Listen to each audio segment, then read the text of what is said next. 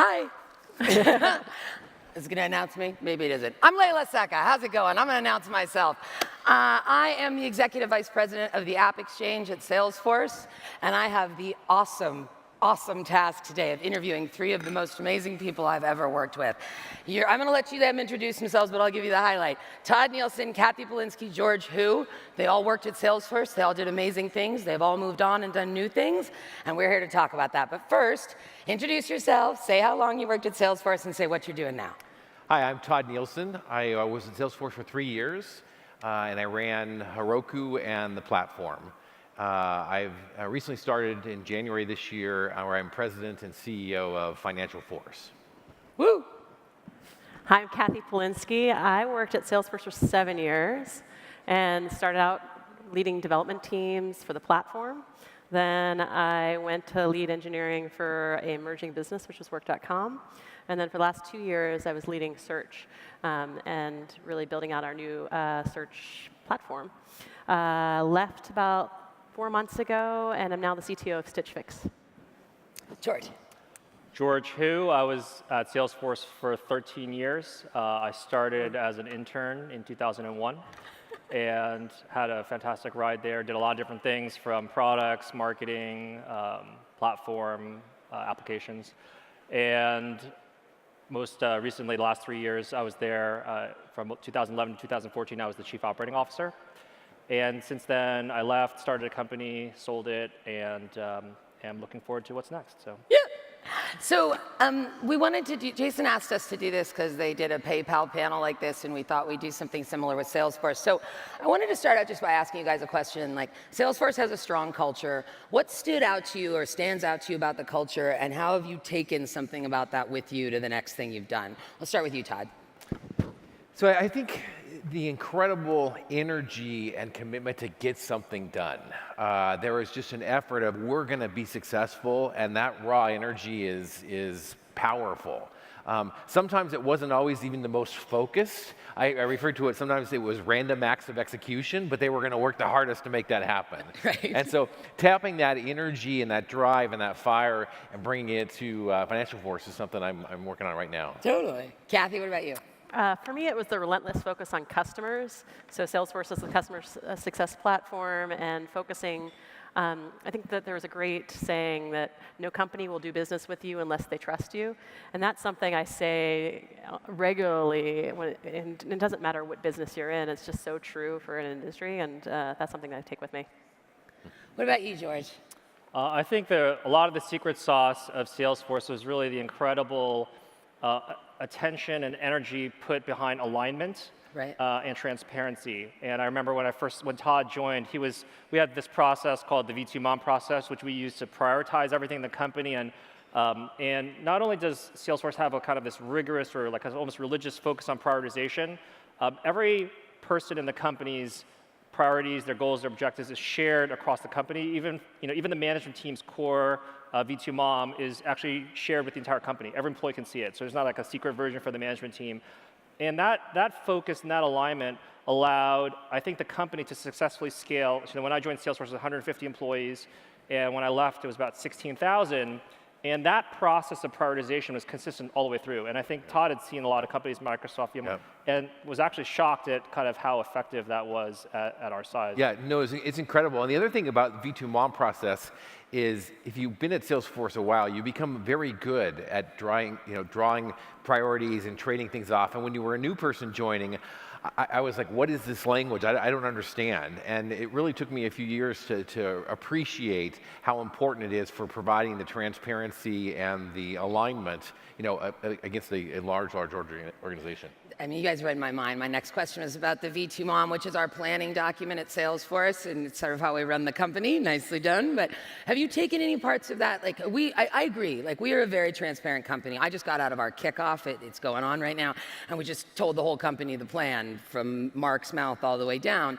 So, that is a very powerful tool. Are you using any, maybe not the exact framework, but are you using parts of that in what you're doing now, and if so, how? Yeah, so I'm planning on rolling it out within FinancialForce, and it's a different process. So an organization that's not familiar with it, it's going to take a while to get them to understand the importance of vision and values and how to roll it all out. But it's something I plan on adopting for sure. Awesome. What about you, Cathy? It's StitchFix. It's a consumer company, so it's sort of different. But So StitchFix is a personalized styling platform to connect customers using the art and science of data science and human stylists to find clothes for people. So very different business model.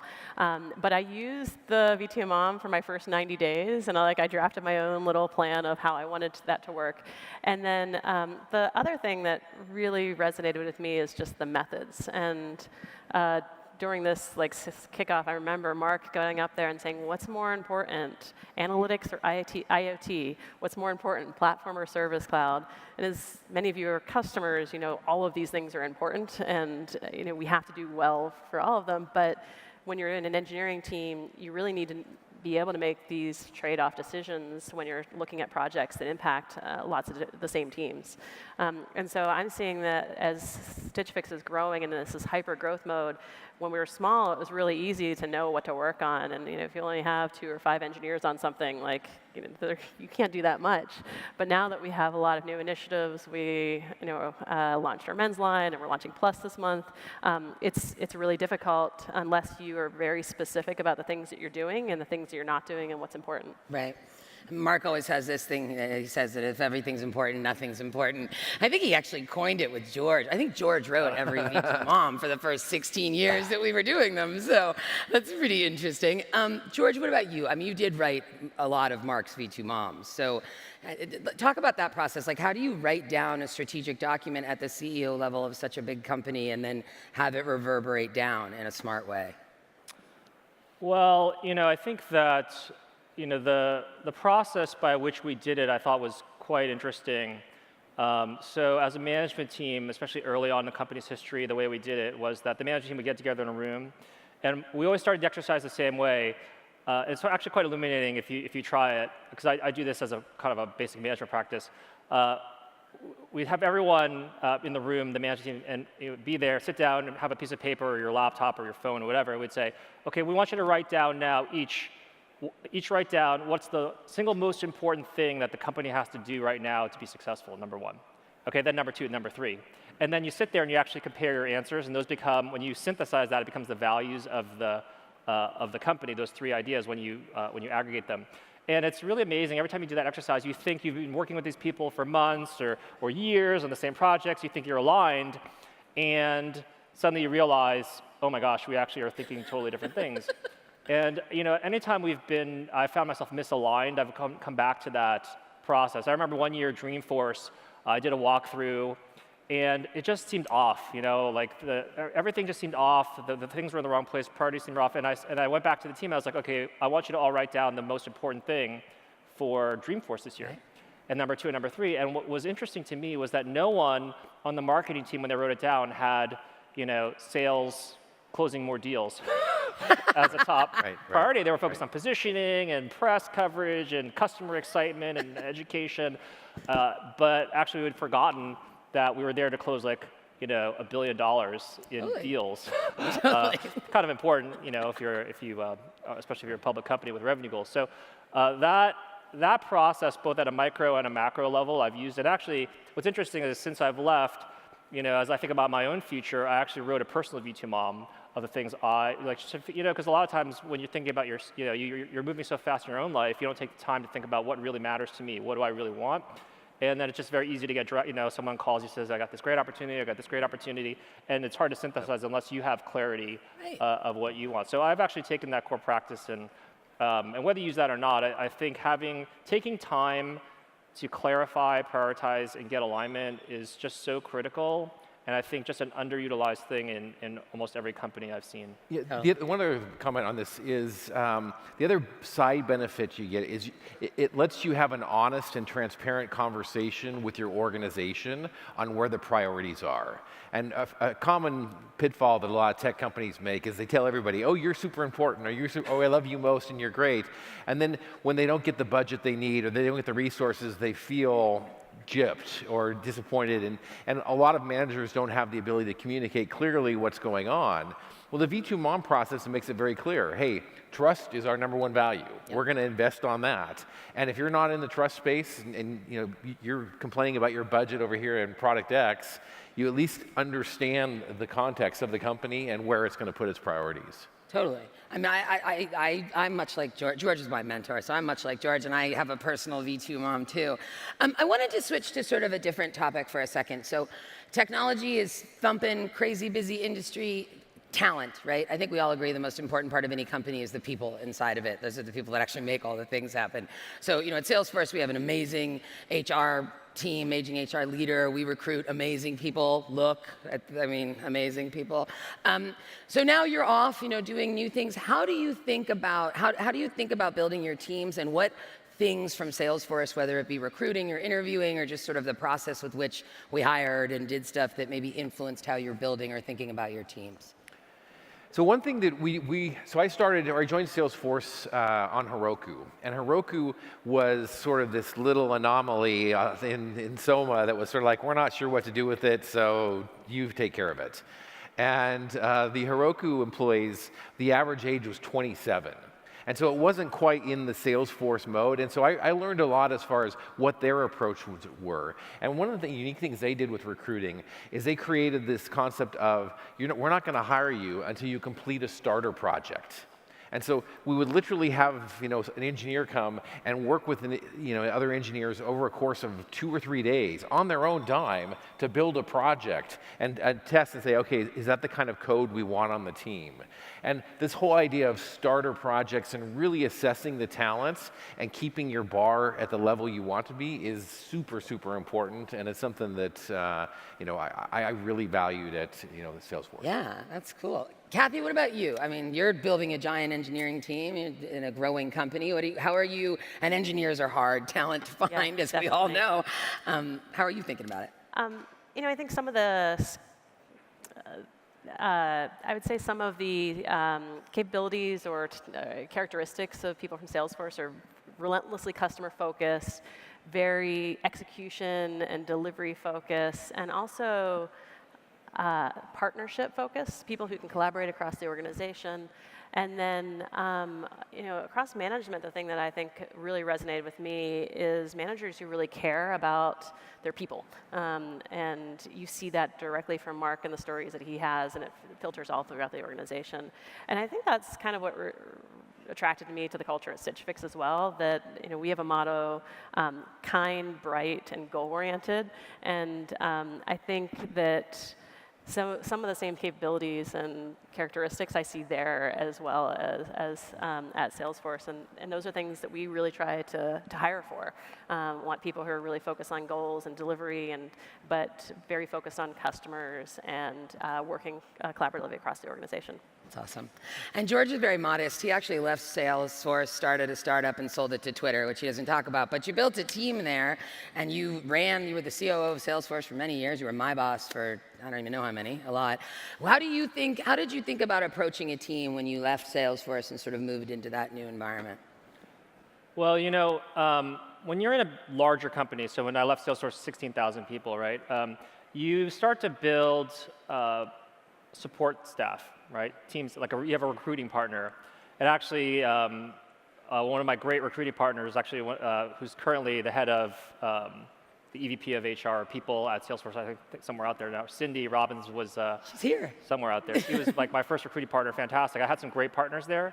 But one thing I think is just a core idea is that you have to own your own hiring. I mean, you have to spend a lot of your personal time sourcing. You can't rely on other people to do it for you. I mean, they will help you, but I think you have to own it. And I think having that skill from Salesforce, served me well back in startup land, because for those of you who are out there who are in startups, I'm sure you don't have this issue. You're doing all your most of your own recruiting. But as you scale, you start to build support team, and having to own that I think is critical. The second thing I would say is that when I think about the hiring, we all have hiring misses. Things we wish we could take back, and.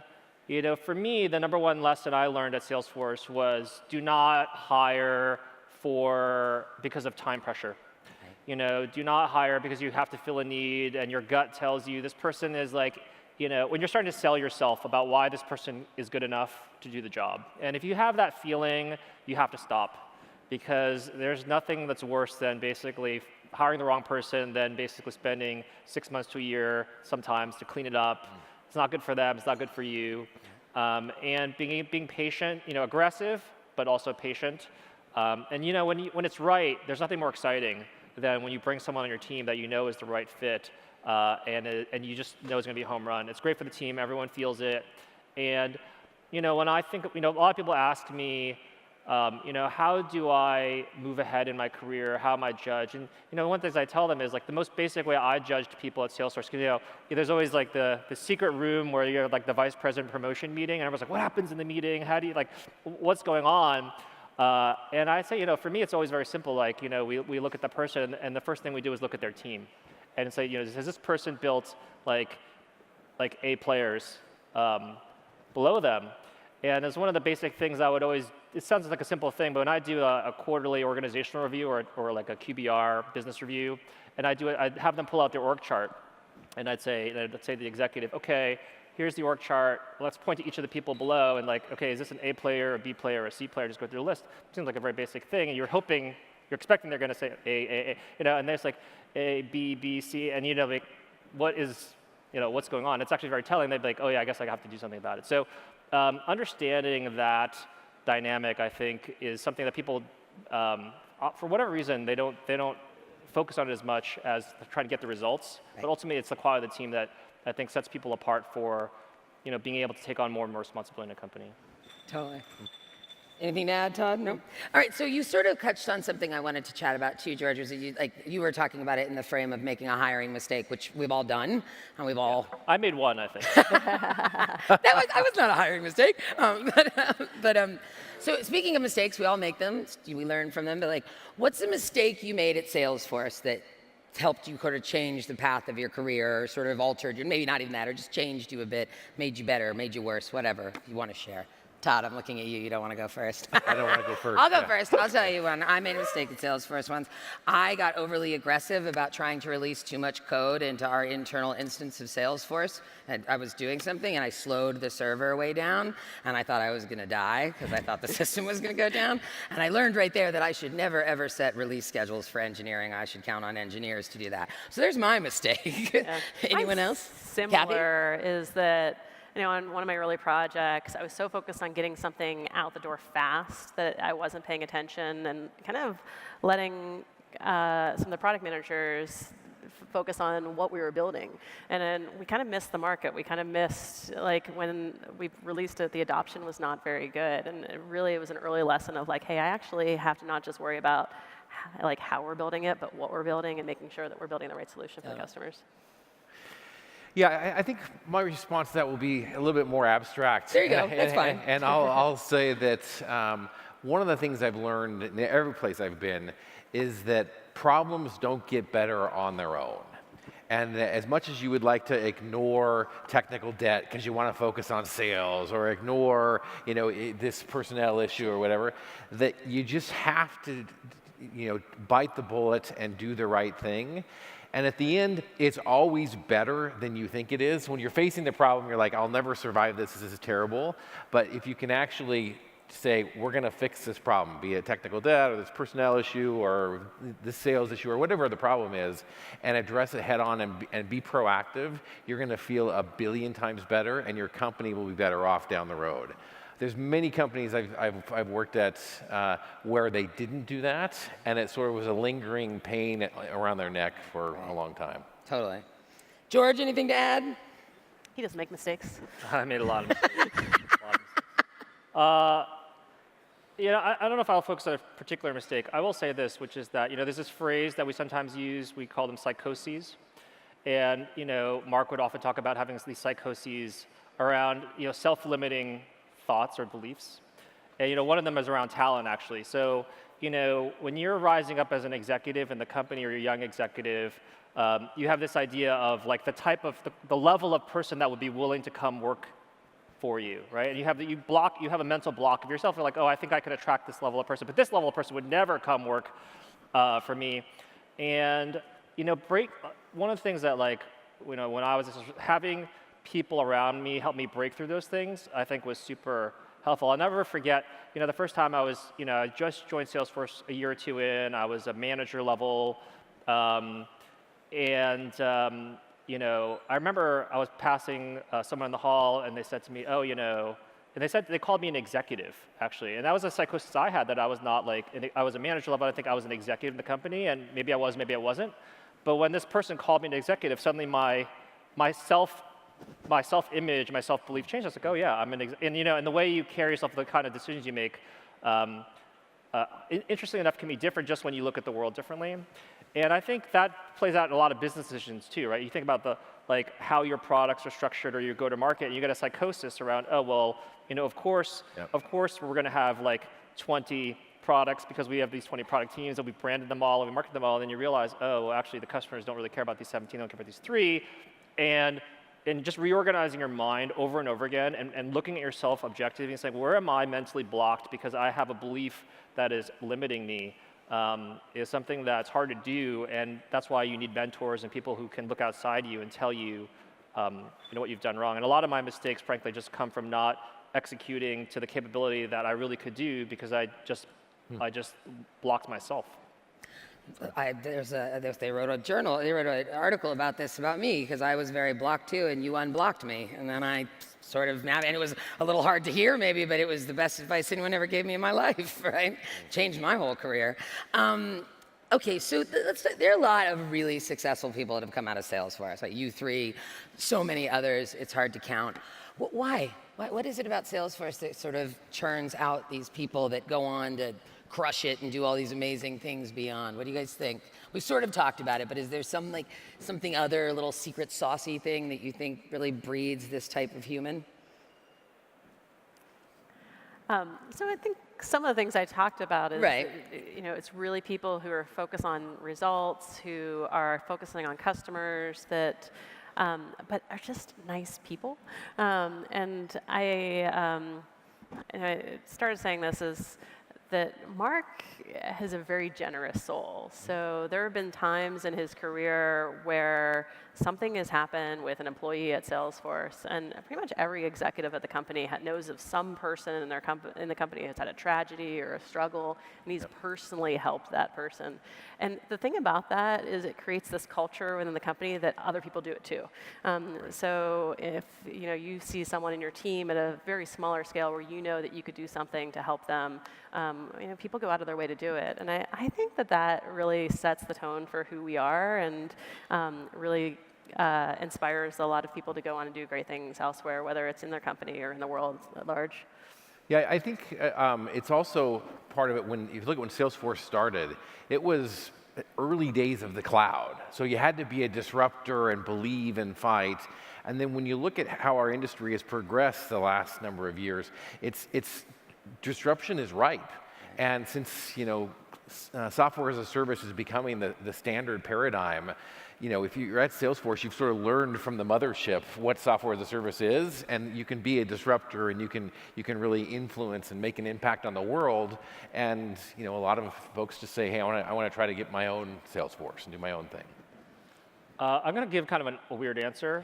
So, it's a bit like guns, germs, and steel some kind of thing. But it's not, yes, Salesforce had smart people and a great business model and everything, but in a weird way, I attribute a lot of it, interesting enough, to the location of the company. That, Salesforce was really early. The first company, I think, that really found built like a huge tech, like one of the first that built a huge tech business in San Francisco. And I remember when I joined Salesforce back in 2001, it wasn't like a ton of options. If you wanted to be in San Francisco, and I think kind of pre-stage, where people just wanted to live in cities, and work in San Francisco, and you're in these great cities versus maybe in the suburbs or whatever. And so I think Salesforce had a head start on just vacuuming up some of the best talent of people that wanted to be in San Francisco. And if you look at those people, they've gone on to do great things. And it just gave the company a huge talent advantage in the early days. I don't think we realized it at the time, but then, you know, over time, I think it really played out. And, you know, of course, now every company has a major operation in San Francisco, so it's a little bit less of an advantage. But certainly for the first 7 to 10 years of the company, I think it was kind of an untold hidden advantage in terms of talent. Okay, I want you to tell the audience your favorite story from Salesforce. Come on, Sorry, really? I know, These are so I gotta easy. think about There's so this a lot, many. so go ahead. So when we were talking backstage, you were mentioning this of like, what are the stories that you always tell your teams or whatnot? And Maya actually is an anti-story of these things where I think about Salesforce a lot. I was there for 7 years, and kind of my go-to response when I'm, you know, seeing a problem with scale and growth is like, oh, how did we do this at Salesforce? Or at Salesforce, we used to do it this way. And one of the early stories that I had was there was a panel, and we were giving advice to new hires, and someone said that to be really successful here, you have to check your past behind and not say, this is how we did it at Oracle or BEA or Microsoft or any of these other companies, because Salesforce is a disruptor. We're doing, you know, building a brand new business model and a brand new technology model, and I don't care how these other companies did it in the past. We want to know, how should we do it for Salesforce?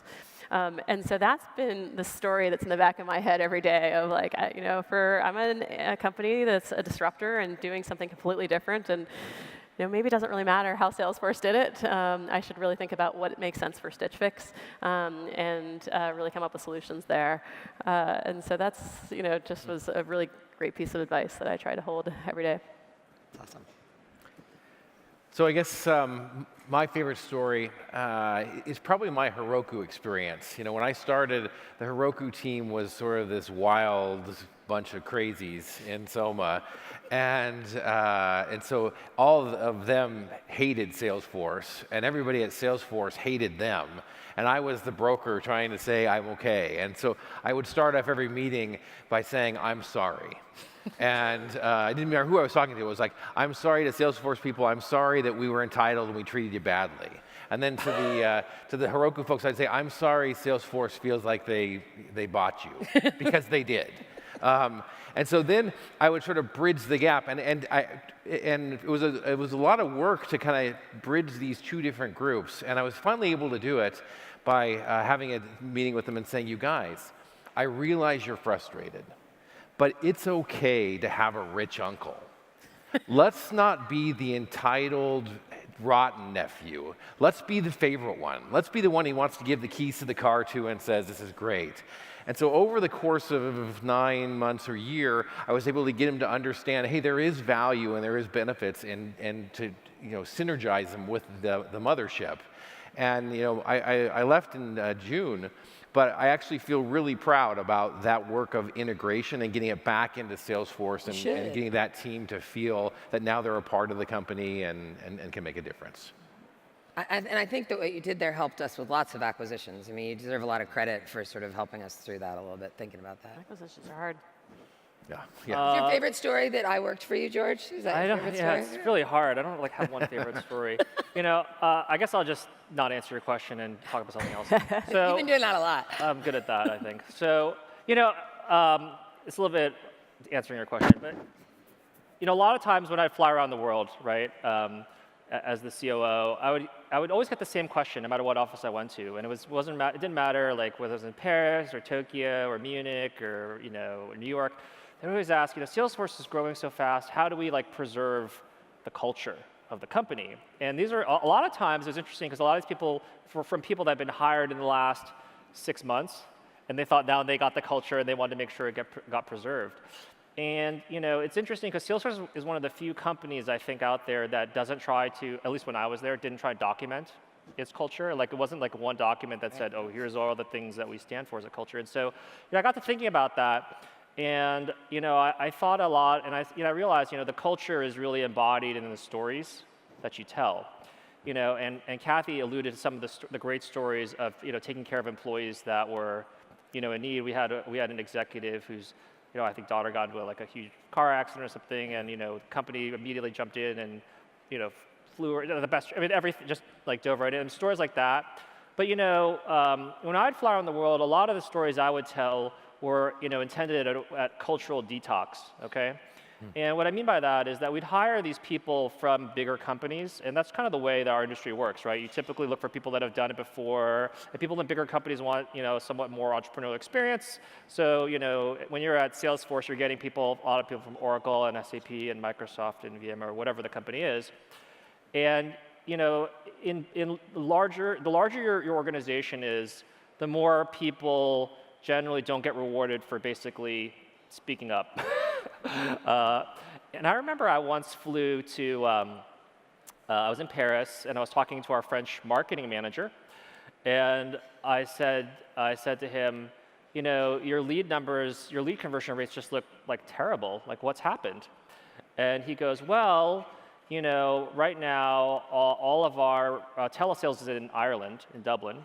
And all these people are calling these French customers, and when the French customers see the phone numbers show up, they're actually Irish extensions. And they don't look like they're calling from, they speak French, but they don't look like they're calling from France, so it looks kind of like a scam, or they're not someone they trust. I was like, well, how hard can it be in the modern age to basically, get phone numbers from, local phone numbers? I mean, it just can't be that hard. And I was like, well, how long have you known about this issue? He was like, oh, it's only been like 9 months. But I've got a request into IT, and they tell me they're going to get to it at some point. And I said, it's crazy. Like, why did you not, you have a relationship with me. Like, you've been to headquarters. We know each other. Like, why didn't you just let me know, and, we can get this fixed?